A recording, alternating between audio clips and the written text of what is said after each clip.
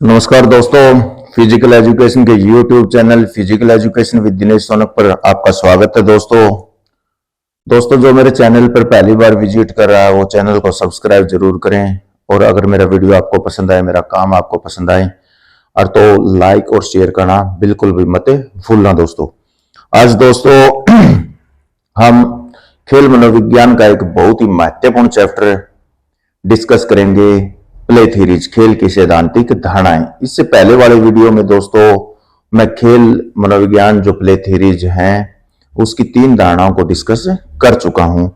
और तो आइए दोस्तों प्ले थीरीज को डिस्कस करते हैं। Play theories play theories theories खेल की सैद्धांतिक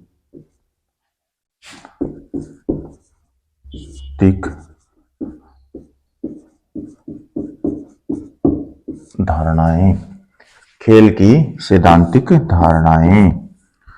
दोस्तों इससे पहले वाले वीडियो में मैं आपके साथ खेल की सैद्धांतिक धारणाएं 3 धारणाएं पहले मैं डिस्कस कर चुका हूं। जो फर्स्ट धारणा थी दोस्तों सरप्लस एनर्जी की थ्योरी, अतिरिक्त ऊर्जा का सिद्धांत गिवन बाय हर्बर्ट स्पेंसर और सिचलर।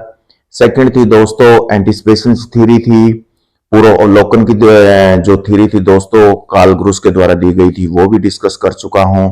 और रिक्रिएशनल थ्योरी जो लेजार्स और लॉर्ड कैम्स और GTW पैट्रिक ने दी थी, वो मैं आपके साथ डिस्कस कर चुका हूं।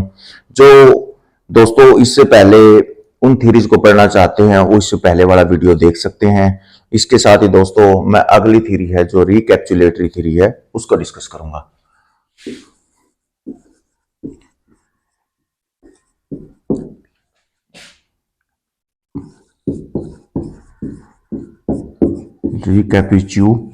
कैपिटुलेटरी थ्योरी। रिकैपिटुलेटरी थ्योरी को दोस्तों पुनः अवलोकन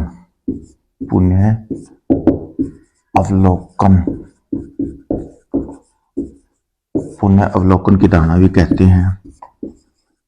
पुनः अवलोकन की धारणा दोस्तों पहला स्ट्रेट फॉरवर्ड क्वेश्चन है। जो पहला क्वेश्चन बनता है वो रिकैपिटुलेटरी थ्योरी किसके द्वारा दी गई थी? तो दोस्तों बड़ा ही महत्वपूर्ण प्रश्न है। और तो ये थ्योरी दी गई थी दोस्तों जी स्टैनले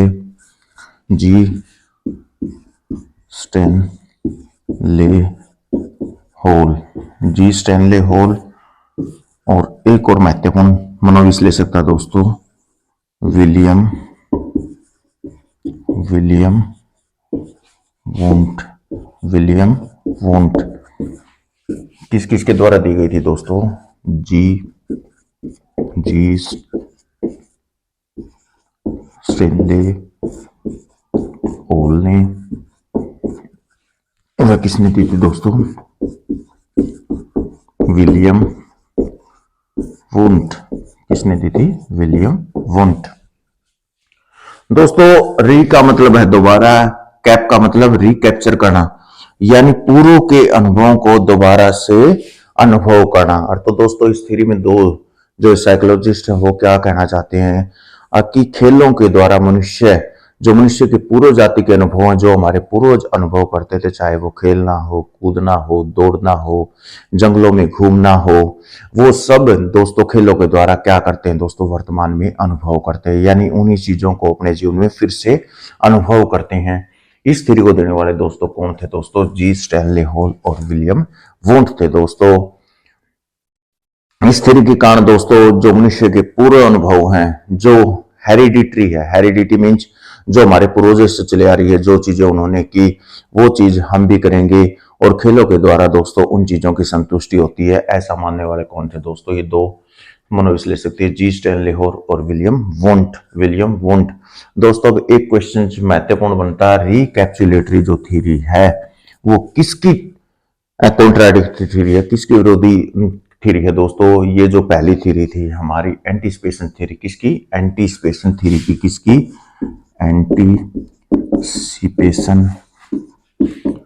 एंटीसिपेशन थ्योरी की कॉन्ट्राडिक्टरी है। उसमें दोस्तों क्या है, अगर हम पूर्व अनुमान लगाते हैं, इसको क्या कहते हैं, एंटीसिपेशन होता है अनुमान लगाना, पूर्व अनुमान लगाना, पूर्व अनुमान लगाना। अब खेलों के द्वारा मनुष्य या बच्चे या खिलाड़ियों का हम पूर्व अनुमान लगा सकते हैं कि ये जीवन में क्या बनेंगे, लेकिन ये जो थ्योरी है रिकैप्सुलेटरी थ्योरी है, इसके बिल्कुल कॉन्ट्राडिक्टरी है। इस थ्योरी के द्वारा हम क्या लगाते हैं कि मनुष्य अपने जो उसके पूर्वजों ने अनुभव किया था उन चीजों को खेलों के द्वारा वर्तमान में दोबारा अनुभव करता है दोस्तों। अब दोस्तों जो जी स्टैनले हॉल था उसका एक प्रश्न बहुत बार पूछा जाता है। इन्होंने क्या कहा था दोस्तों, जो युवा अवस्था थी दोस्तों, जो एडल्ट एज थी उसको दोस्तों तनाव, दबाव और तूफान की अवस्था कहने वाले कौन थे दोस्तों, जी स्टैनले हॉल। युवा अवस्था को दबाव, तनाव और तूफान की अवस्था कहने वाले कौन थे दोस्तों, जी स्टैनले हॉल थे दोस्तों। अब दोस्तों जो विलियम वुंड था उसके बारे में बहुत सी महत्वपूर्ण बातें दोस्तों। कोई हमसे पूछ ले खेल मनोविज्ञान का अध्ययन मनोविज्ञान की किस शाखा के अंतर्गत किया जाता है, और तो मैं आपको बताता हूं दोस्तों किस शाखा के अंतर्गत किया जाता है। खेल मनोविज्ञान बड़ा ही महत्वपूर्ण प्रश्न है कि खेल मनोविज्ञान का अध्ययन मनोविज्ञान की किस शाखा के अंतर्गत किया जाता है। और तो देखो खेल मनोविज्ञान का अध्ययन दोस्तों प्रयोगात्मक मनोविज्ञान के अंतर्गत किया जाता है। किसकी, प्रयोगात्मक मनोविज्ञान के अंतर्गत किया जाता है, प्रयोगात्मक मनोविज्ञान। अब जो प्रयोगात्मक मनोविज्ञान था दोस्तों उसका फादर कौन था, फादर ऑफ एक्सपेरिमेंट साइकोलॉजी का कौन था दोस्तों, एक्सपेरिमेंट साइकोलॉजी थी, इसका फादर कौन था, यानी इसकी खोज करने वाला कौन था दोस्तों, तो विलियम वुंड था दोस्तों। कौन था, विलियम वुंड। कौन था, विलियम वुंड। कौन था दोस्तों, विलियम वुंड। आपसे पूछ लिया जाए प्रश्न प्रयोगात्मक मनोविज्ञान का जनक कौन था, तो विलियम वुंड था। और आपसे ये प्रश्न पूछ लिया जाए कि खेल मनोविज्ञान का अध्ययन मनोविज्ञान की किस शाखा के अंतर्गत किया जाता था, आपका उत्तर होगा प्रयोगात्मक मनोविज्ञान।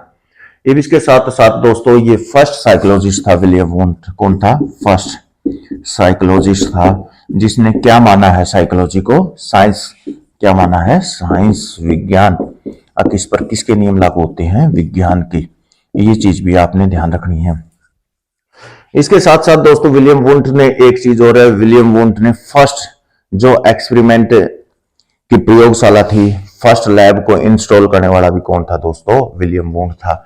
और तो कहां पर स्थापित की थी दोस्तों इसने, जो फर्स्ट क्या थी दोस्तों, फर्स्ट साइकोलॉजिस्ट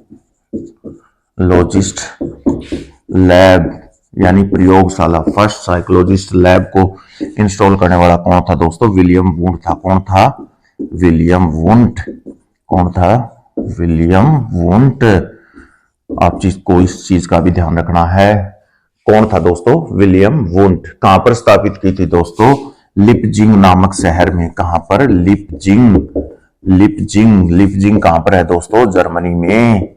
और पूछ लिया जाए कब स्थापित की थी, तो 1879 में, 1879।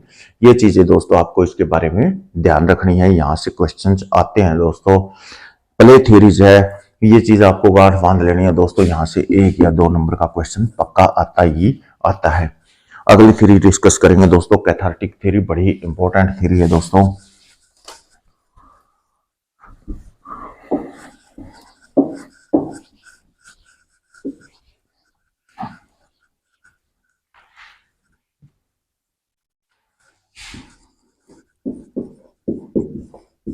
कैथार्टिक थ्योरी, कैथार्टिक थ्योरी को दोस्तों विरेचन की थ्योरी भी कहते हैं।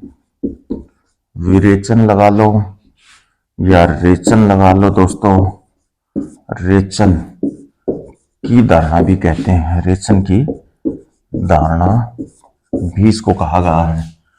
कैथार्टिक थ्योरी को देने वाला दोस्तों कौन था, कैथार्टिक थ्योरी को देने वाला दोस्तों अरस्तु था। कौन था, आपसे पूछ लिया जाए कि खेल की कैथार्टिक थ्योरी, विरेचन की थ्योरी देने वाला कौन था दोस्तों, अरस्तु। कौन था, अरस्तु, जिसको इंग्लिश में क्या बोलते हैं, एरिस्टोटल। इन चीजों का आपने ध्यान रखना। एरिस्टोटल आ जाए, अरस्तु आ जाए, और तो कैथार्टिक थ्योरी देने वाला कौन था दोस्तों? एरिस्टोटल। ये दोस्तों जो एरिस्टोटल था, ये दार्शनिक था। इसकी जो ये थ्योरी है दोस्तों, वो किस चीज पर बेस्ड है अगर पूछ लिया जाए, एरिस्टोटल की जो कैथार्टिक थ्योरी वो किस चीज पर बेस्ड है दोस्तों? और तो ये शुद्धिकरण की धारणा पर आधारित है। किस पर? शुद्धिकरण। किस पर? शुद्धि। किस पर आधारित है? शुद्धिकरण की धारणा पर। शुद्धिकरण की धारणा। अब देखो दोस्तों, शुद्धिकरण, शुद्धिकरण का और खेलों का क्या मतलब, और तो उस चीज को इसने कैसे कनेक्ट किया है, और तो इसने इस चीज को ऐसे कनेक्ट किया दोस्तों। जो एरिस्टोटल था दोस्तों, इसने ट्रेजेडी पर एक पुस्तक लिखी थी पोइटिका। उसमें इसने डेफिनेशन दी थी किसकी? कैथार्टिक की। कैथार्टिक का मतलब होता है दोस्तों शुद्धिकरण करना, आत्मा का शुद्धिकरण करना। और तो दोस्तों आत्मा का शुद्धिकरण का मतलब ये है दोस्तों, जो हमारे आत्मा में नेगेटिव चीजें होती हैं, निदानात्मक चीजें होती हैं, उनके उसके द्वारा क्या होता है? शुद्धिकरण होता है। किन चीजों का दोस्तों? नेगेटिव चीजों का। कहने का मतलब है दोस्तों, खेलों के द्वारा जो हमारी आत्मा के अंदर द्वेष की भावना होती है, ईर्ष्या की भावना होती है, जलन की भावना होती है, लड़ाई की भावना होती है, झगड़े की भावना होती है एक दूसरे के प्रति, वो किसके द्वारा शुद्धिकरण होता है दोस्तों? खेलों के द्वारा। जो हमारी नेगेटिव एनर्जी होती है, नकारात्मक एनर्जी होती है, वो खेलों के द्वारा रिलीज होती है। हमारी आत्मा का शुद्धिकरण होता है। ऐसा मानने वाला कौन था दोस्तों? अरस्तु था। किसके थ्रू माना दोस्तों? Cathartic theory. खेलों के द्वारा हमारी आत्मा का शुद्धिकरण होता है, विरेचन होता है, रेचन होता है। अब आपसे पूछ लिया जाए कैथार्टिक थ्योरी किसने दी थी? कैथार्टिक थ्योरी को देने वाला दोस्तों अरस्तु था, एरिस्टोटल था। और उसने इसमें क्या डिस्कस किया था दोस्तों? उसने इसमें शुद्धिकरण पर जोर दिया था कि खेलों के द्वारा हमारी आत्मा से जो नेगेटिव चीजें होती हैं, जो नकारात्मक चीजें होती हैं, वो बाहर निकल जाती हैं, और हम अपने आप को क्या महसूस करते हैं? परिष्कृत महसूस करते हैं, सौम्य महसूस करते हैं, अच्छा महसूस करते हैं दोस्तों। इससे अगली थ्योरी है दोस्तों, बड़ी ही महत्वपूर्ण थ्योरी है दोस्तों, साइको एनालिटिक की थ्योरी है दोस्तों। बड़ी महत्वपूर्ण, यहां से प्रश्न पूछ लिया जाता है दोस्तों, हर बार आता है दोस्तों इसमें से प्रश्न। कौन सी थ्योरी है दोस्तों? Psycho analytic theory. Psycho analytic theory. Psycho analytic theory Hindi में बोले तो मनोविश्लेषण की धारणा। मनोविश्लेषण की धारणा। मनोविश्लेषण की धारणा। अब दोस्तों सबसे पहले प्रश्न यही बनता है कि शायद साइको एनालिटिक थ्योरी, मनोविश्लेषण की धारणा को देने वाला कौन था? और तो दोस्तों यह था सिगमंड फ्रॉइड। कौन था? Sigmund Freud. कौन था दोस्तों? Sigmund Freud. कौन था? Sigmund Freud. Sigmund Freud. कौन था? Sigmund Freud. अब दोस्तों जो सिगमंड फ्रॉइड एक महत्वपूर्ण साइकोलॉजिस्ट हुआ है, जिसने मन का विश्लेषण किया था। हमारे जो मन को इसने 3 भागों में बांटा था, कॉन्शियस चेतन मन, सब कॉन्शियस अचेतन मन, और अनकॉन्शियस यानी अर्ध चेतन मन। और तो दोस्तों इसने भी क्या है, जो मनोविश्लेषण है खेलों के द्वारा क्या होता है दोस्तों? बच्चों का, खिलाड़ियों का, व्यक्तियों का मनोविश्लेषण होता है दोस्तों खेलों के द्वारा। इसमें इसने क्या बताया दोस्तों? जो इसकी थ्योरी है वो किस पर आधारित है दोस्तों? वो भी रेचन पर। रेचन मीन शुद्धिकरण पर आधारित है मनोविश्लेषण की थ्योरी। ये क्या मानता था दोस्तों? खेलों के द्वारा मनुष्य की जो दबी हुई मनोकामनाएं हैं, इच्छाएं हैं, वो क्या होती है दोस्तों? बाहर निकलती। किसके द्वारा दोस्तों? खेलों के द्वारा। अब खेलों के द्वारा मनुष्य की जो दबी हुई भावनाएं हैं, उनका क्या होता है दोस्तों? निस्तारण होता है। और इसका सबसे महत्वपूर्ण जो इस थ्योरी में इसने दिया दोस्तों वो क्या है कि मनुष्य की सभी क्रियाओं के लिए कौन जिम्मेवार होता है दोस्तों? सेक्सुअल एनर्जी, सेक्सुअल क्रियाएं, सेक्सुअल क्रियाएं, सेक्सुअल एक्टिविटी, मनुष्य की सभी क्रियाओं के लिए सेक्सुअल सेक्सुअल, जो सेक्सुअल क्रियाएं हैं दोस्तों, उस पे उनके वो क्या है दोस्तों, मनुष्य की सभी क्रियाओं का क्या है, नियंत्रण करती है, वहीं से मनुष्य को एनर्जी मिलती है। और इन सेक्सुअल क्रियाओं के लिए दोस्तों कई बार प्रश्न पूछा जाता है, लिबिडो क्या है, लिबिडो, ध्यान रखना है, लिबिडो, लिबिडो क्या है, प्रश्न आता है दोस्तों, लिबिडो क्या है, तो आपने बताना libido mean sexual energy. Libido क्या है, सेक्सुअल एनर्जी। क्या है libido, sexual energy.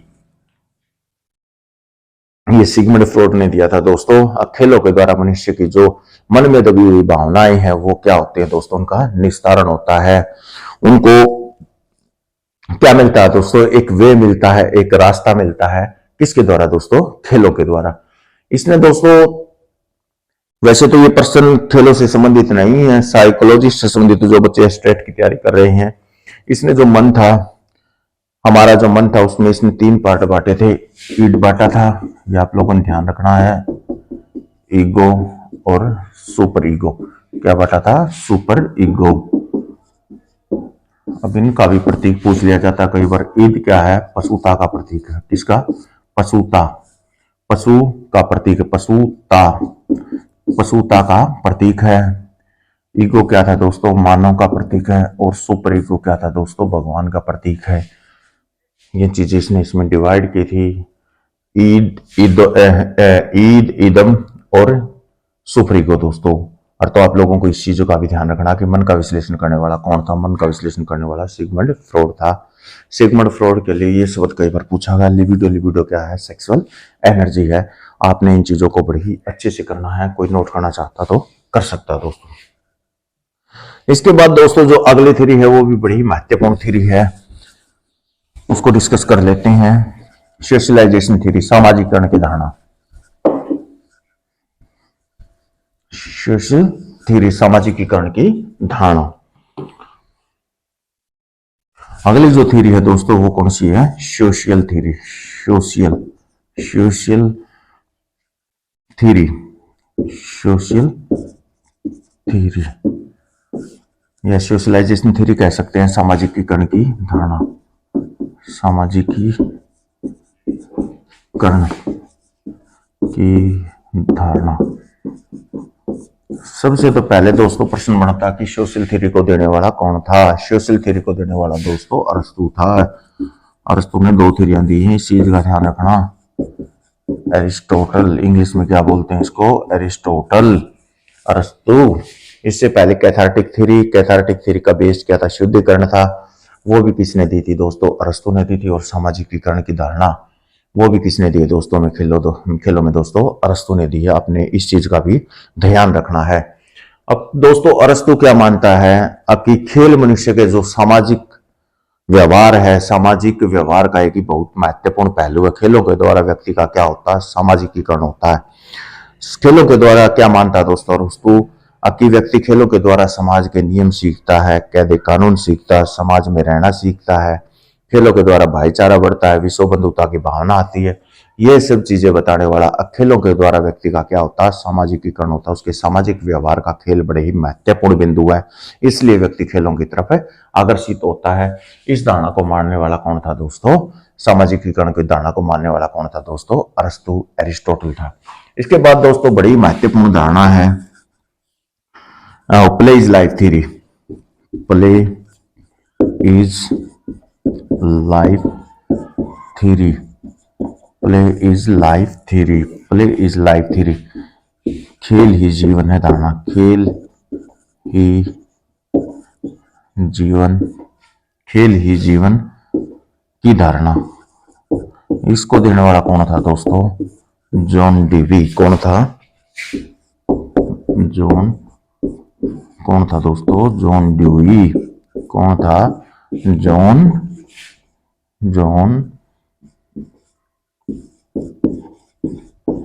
John Dewey. और तो दोस्तों प्ले इज लाइफ थ्योरी, खेल ही जीवन है। ये वैज्ञानिक क्या मानता था दोस्तों, कि जो खेल है वो व्यक्ति के जीवन के, संपूर्ण जीवन के विकास में बहुत ही महत्वपूर्ण भूमिका निभाते हैं। इनकी दोस्तों जॉन डीवी की एजुकेशन जो साइकोलॉजी थी, यानी शिक्षा मनोविज्ञान था, उस थ्योरी में दोस्तों इन्होंने बताया है कि जीवन की क्रिया का मुख्य आधार क्या है दोस्तों। जीवन का मुख्य आधार क्या है दोस्तों। अब जीवन का मुख्य आधार क्या माना दोस्तों इन्होंने, जीवन का मुख्य आधार क्या माना था दोस्तों। जीवन का मुख्य जो आधार था इनके अनुसार वो क्या था दोस्तों, क्रिया था। क्या था दोस्तों, क्रिया। और ये क्रिया किस पर आधार थी दोस्तों, खेलों पर। किस पर आधार थी दोस्तों, खेलों पर। अब आपसे प्रश्न पूछ लिया जाए जॉन डीवी के अनुसार जीवन का मुख्य आधार क्या है, क्रिया, और यह पूछ लिया जाए कि क्रिया किस पर आधारित थी। जॉन डीवी के अनुसार क्रिया, एक्टिविटी किस पर आधारित होती है, तो खेलों पर आधारित होती है। किस पर होती है दोस्तों, खेलों पर। ये क्या मानता था कि जो जीवन है, जो व्यक्ति का जीवन है वो एक्टिविटी बेस्ड होता है, क्रियात्मक होता है। और ये सब क्रियाएं कहां से मिलती है दोस्तों, उसको खेलों पर। व्यक्ति खेलों के थ्रू, चाहे वो बच्चा है, बड़ा है, जवान है, बूढ़ा, उसका खेलों का क्या है दोस्तों, खेलों की जो प्रकृति है वो बदल जाती है। यानी पहले वो कुछ छोटा बच्चा होता तो उसके लेवल की गेम खेलता, तो बड़ा होता तो और गेम खेलता, जब बुजुर्ग होता तो और खेलता है। लेकिन वो खेलों की तरफ आकर्षित जरूर होता है, और ये खेल ही मनुष्य को एक्टिविटी करने के लिए प्रोत्साहित करते हैं। और इन एक्टिविटी से ही व्यक्ति का क्या होता है दोस्तों, जीवन चलता है, उसके जीवन का विकास होता है, उसका सामाजिकीकरण होता है, सब चीजें बताने वाला, यानी life, play is life theory, खेल ही जीवन है। खेलों के द्वारा ही व्यक्ति का जीवन क्या होता है दोस्तों, विकसित होता है। ऐसे मानने वाला कौन था दोस्तों, जॉन ड्यूई। जॉन ड्यूई कौन था, जॉन ड्यूई। इससे अगली थ्योरी है दोस्तों, बड़ी ही महत्वपूर्ण थ्योरी है, वो है कॉग्निटिव थ्योरी। कौन सी थ्योरी है दोस्तों, कॉग्निटिव थ्योरी।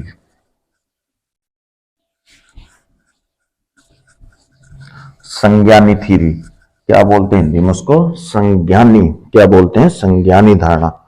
जो अगली थ्योरी थी वो दोस्तों क्या है, cognitive. Cognitive, cognitive theory. Cognitive होता है ज्ञानात्मक, संज्ञानी, संज्ञानी धारणा, यानी संज्ञान की धारणा। इस धारणा को देने वाला कौन था दोस्तों, जीन पियाजे था। कौन था, जीन पियाजे। कौन था दोस्तों, जीन पियाजे। कौन था दोस्तों, जीन पियाजे था। ये दोस्तों स्विट्जरलैंड का था। कहां का था, स्विट्जरलैंड का था दोस्तों। कहां का था, स्विट्जरलैंड का था। कहां का था दोस्तों, स्विट्जरलैंड का। कहां का था, स्विट्जरलैंड का, यानी स्विस। कौन था, स्विस मनोवैज्ञानिक था। कौन था, स्विस मनोवैज्ञानिक था, मनोवैज्ञानिक था दोस्तों। अब ये स्विस मनोवैज्ञानिक क्या मानता है दोस्तों, खेलों का और मनुष्य की बुद्धि का क्या मानता है दोस्तों, बड़ा ही क्रियात्मक संबंध मानता है। ये कहता है कि खेलों के द्वारा मनुष्य की बुद्धि का विकास होता है, मनुष्य के कॉग्निटिव का मतलब होता है ज्ञानात्मक पक्ष का विकास होता है दोस्तों। ऐसा मानने वाला जो मनोविश्लेषक था वो दोस्तों कौन था, जीन पियाजे था। जीन पियाजे का कॉग्निटिव विकास का डेवलपमेंट थ्योरी बड़ी फेमस है, प्रश्न आता ही है। उसने मनुष्य के विकास को, सीखने के विकास को 4 पार्टों में बांटा है, सेंसरी, मोटर और स्टेज। और तो इसने क्या कहा है कि मनुष्य की जो गामक क्रियाएं होती है, सेंसरी, मोटर और स्टेज होती है, वो किसके द्वारा होती है, शुरुआत होती है दोस्तों। सेंसरी का मतलब सेंसिस से सीखना दोस्तों, छूकर सीखना, देखकर सीखना, अनुकरण से सीखना, वो सब चीजें किस में होती हैं दोस्तों, खेलों के द्वारा होती है। क्या होती है, खेलों के द्वारा। ये क्या मानता था दोस्तों, जीन पियाजे, खेलों के द्वारा मनुष्य की बुद्धि का विकास होता है, इसलिए मनुष्य खेल खेलना पसंद करता है, उसका सामाजिकीकरण होता है। ऐसा मानने वाला वैज्ञानिक कौन था दोस्तों, जीन पियाजे था, स्विस मनोवैज्ञानिक था। और इसके बारे में हर बार कॉग्निटिव यानी मनोविज्ञान का जो ज्ञानात्मक पक्ष है उसको देने वाले कौन थे दोस्तों, जीन पियाजे थे। और तो वो कौन था दोस्तों, जीन पियाजे। कौन था, जीन पियाजे। कॉग्निटिव मतलब ज्ञानात्मक, खेलों के द्वारा बच्चे का क्या होता है, ज्ञान बढ़ता है, उसका सामाजिकीकरण होता है। वो किसके द्वारा सीखता है दोस्तों, सेंसिस के द्वारा, गामक क्रियाओं के द्वारा सीखता है। इसके बाद दोस्तों बड़ी महत्वपूर्ण थ्योरी है, जो अगली थ्योरी है वो है दोस्तों इंस्टिंक्ट थ्योरी। कौन सी थ्योरी है दोस्तों, इंस्टिंक्ट थ्योरी। कौन सी थ्योरी है, instincts theory. Instinct theory, instinct theory, instinct theory को देने वाला कौन था दोस्तों? Instinct theory. इंस्टिंक्ट क्या होती है? मूल प्रवृत्तियां, मूल प्रवृत्तियों की, मूल प्रवृत्तियों, मूल प्रवृत्तियों की धारणा। इस थ्योरी को देने वाला कौन था दोस्तों? विलियम मैकडूगल था। कौन था? William McDougall, William McDougall. अब आपसे प्रश्न पूछ लिया जाए, मैकडूगल की इंस्टिंक्ट थ्योरी को, मूल प्रवृत्तियों का खेलों में सिद्धांत देने वाला कौन था? तो विलियम मैकडूगल था। कौन था दोस्तों? William McDougall. दोस्तों विलियम मैकडूगल क्या मानता है दोस्तों? जो मूल प्रवृत्तियां होती हैं, हमारी मूल प्रवृत्तियां हैं, वो किसके द्वारा प्रोत्साहित होती हैं? खेलों के द्वारा प्रोत्साहित होती हैं। मूल प्रवृत्तियां दोस्तों खेलों में किसका काम करती हैं दोस्तों? अभिप्रेरणा का काम करती हैं, मोटिवेशन का काम करती हैं। कि मूल प्रवृत्तियों के कारण ही व्यक्ति खेलों को खेलता है। मूल प्रवृत्तियां व्यक्ति के लिए प्रारंभिक अभिप्रेरणा का काम करती हैं। किसका काम करती हैं? अभिप्रेरणा। किसका काम करती हैं? अभिप्रेरणा, अभिप्रेरणा का काम करती है मूल प्रवृत्तियां इंसान को खेलने के लिए दोस्तों। ऐसा मानने वाला कौन था? William McDougall.